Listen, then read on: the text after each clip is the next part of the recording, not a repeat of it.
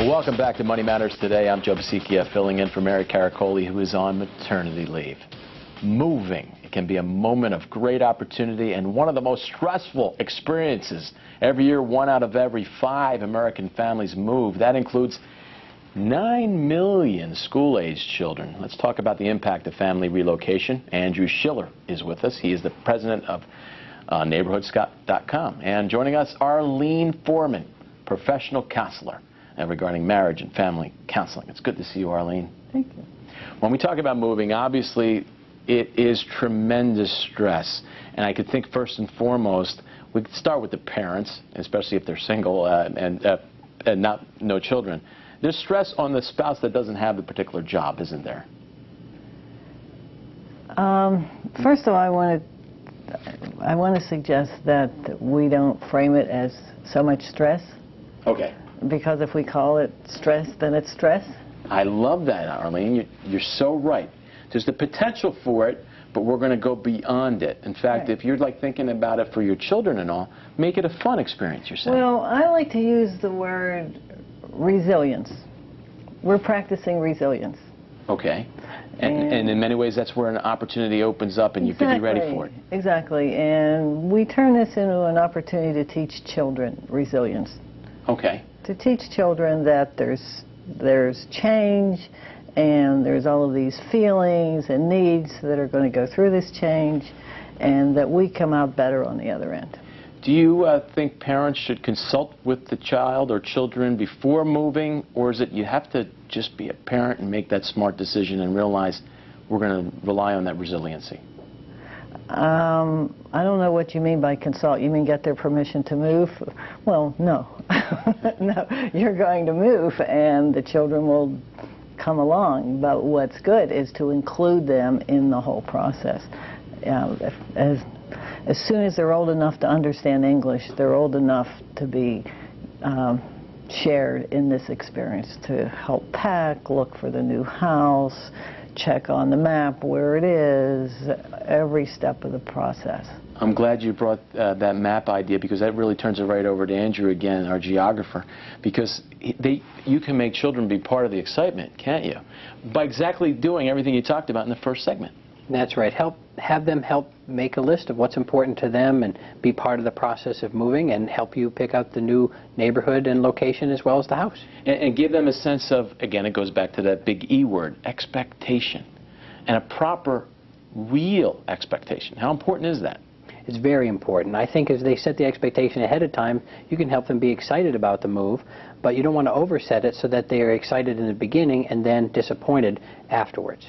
Now, Arlene, obviously, when we talked about, I don't want to bring up the word headaches, because you already spanked me for that, and rightfully so. Yeah, right. Okay? But parents are going to feel that way. Are you saying that parents have to try to be the most upbeat during the whole process, even though we're pulling out our hair during a move? No, it's not real.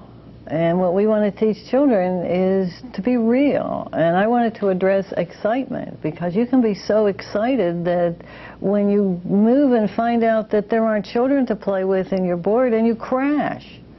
So you want some excitement, but you want what's real, so that children know what to expect that's real. And if I'm moving and there's a part of me that's frustrated or angry or disorganized, that the children know that. So when they move and they feel frustrated, angry, and disorganized, they remember, oh, Mom was like that too, and it's okay, that it's real. These are real feelings. We are at this table, and you know what? I could feel like we're at that kitchen table, the family kitchen table.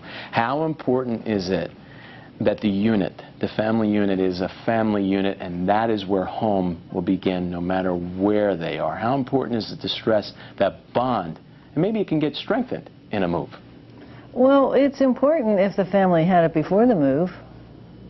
Then it's great. They already have that structure in place, and it makes the move a lot easier as they're going through it, and everybody is working together, and everybody's moving together and talking together and crying together and laughing together. Sometimes the move is that maybe they just got a divorce and maybe Mom doesn't want to move, and this family unit is not so strong, and Mom's like with a broken heart and crying.